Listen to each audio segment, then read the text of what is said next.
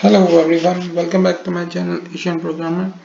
So today we're going to learn about introduction to sets. So what is sets? Well, set is basically a container which is like array and vectors, but it is different from them in a way that it only stores distinct values in between, and the set only stores value in a sorted manner. Either you write it in unsorted way, it will just sort on its own. So how you can make a set? You just have to specify the set keyword. In this operator, you just have to specify the name type of the set, then the name as.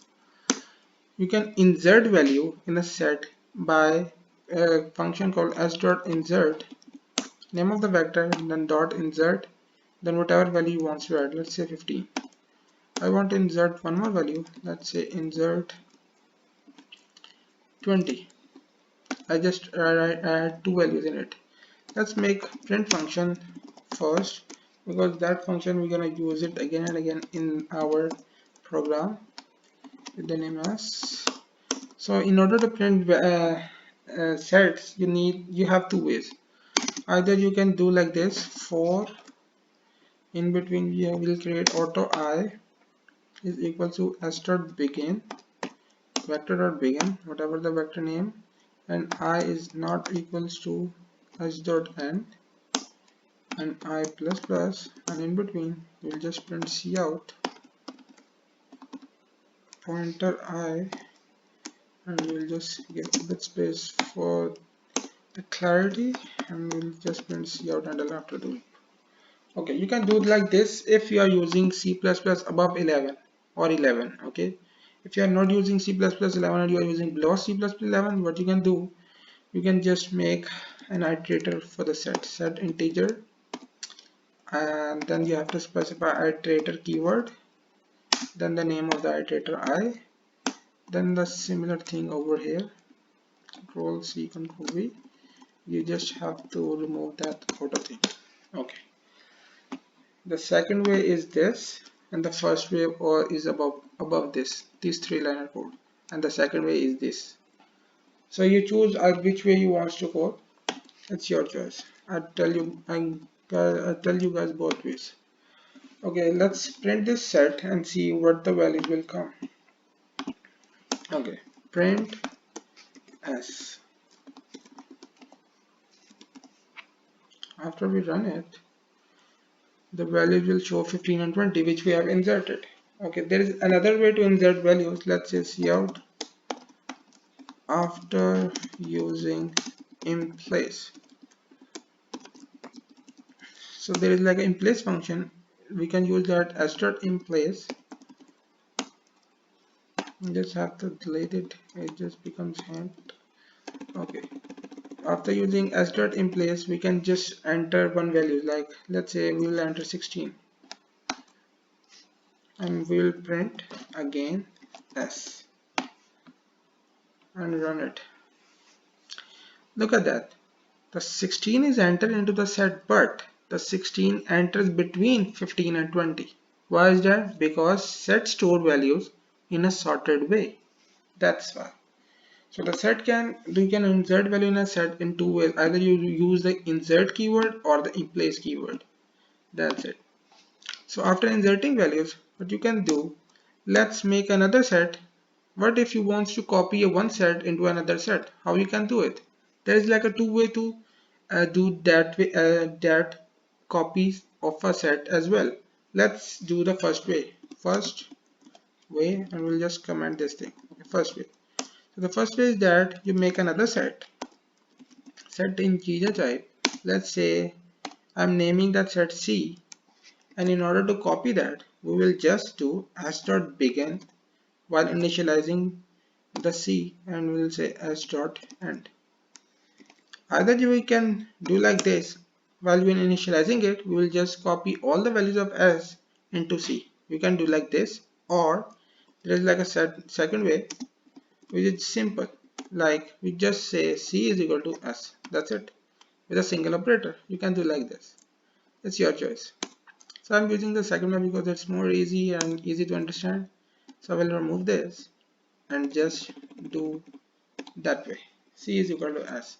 So if we print C now, print C, and we'll just write cout values of set C,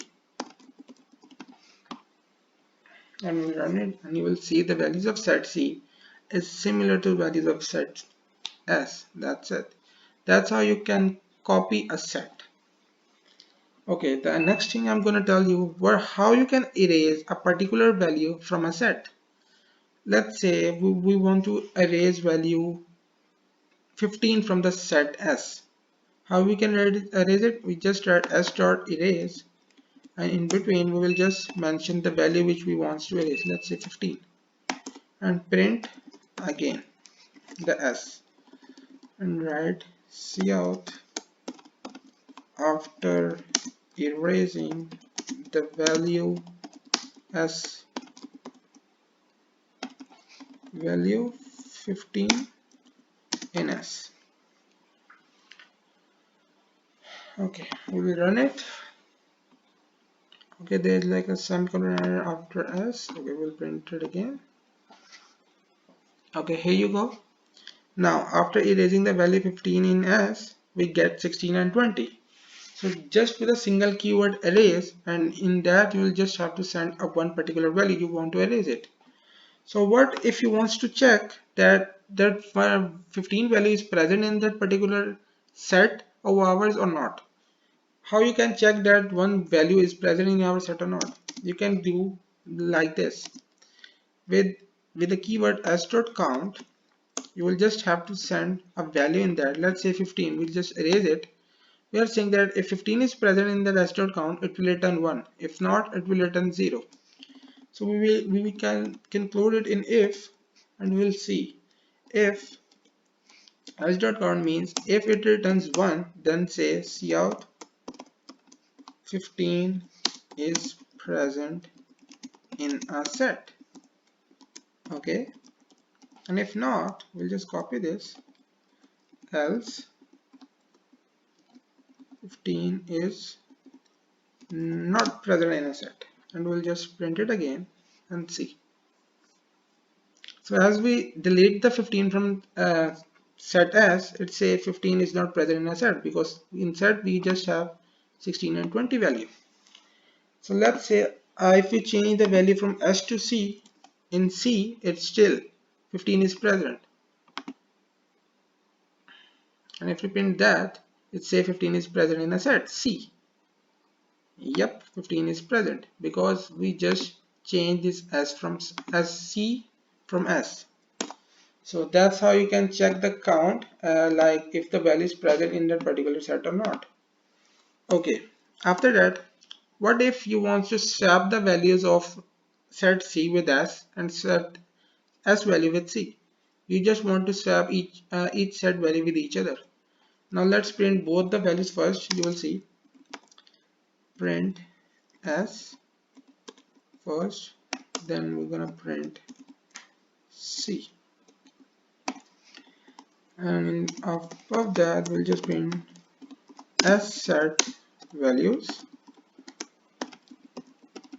and we'll just copy this, and we're gonna print over here C set values, so you can see that.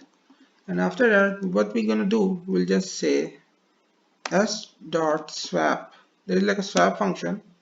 In between you will just send another set with which you want to swap the values. After doing this, we're just gonna print this thing again. Control C, Control V, and in that cout after using swap. Okay, let's print it out again. Okay, look at this. First, the set value S was 16 and 20. C set values are 15, 16 and 20. After using the swap function, the S values are 15, 16 and 20, which was value of C set, and the value of C will become 16, 20. So it is not compulsory to have the similar amount of values in both the set in order to swap. It can be vary as well, because set C has 3 values and set has 2 values. It still swaps both of the values into each other set. That's how you can swap the values as well.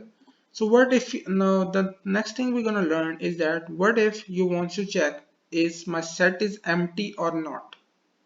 So how we can do it, we will just say if, let me just put it down so you can see it more properly.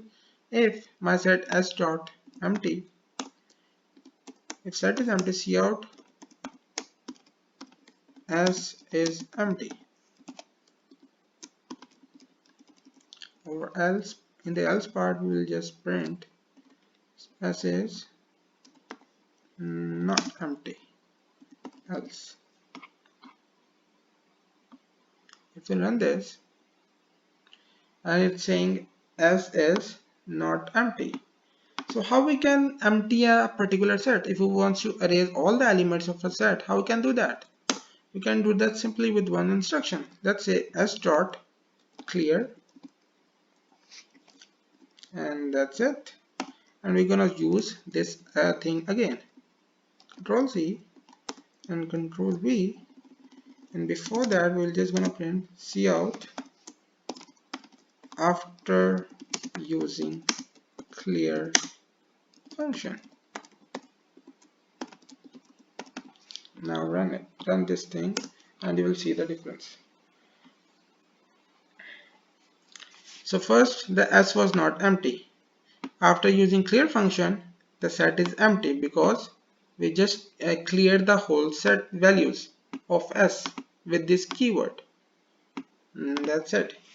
So that's it for the lecture today. I hope you guys like it. If you find it difficult or anything you don't understand about, you can comment in the section. You can comment in my comment box, and I will try to rectify it, and I will try to explain it. And not, if you are still not convinced, then you can send me an email on my email ID. I can give you that as well.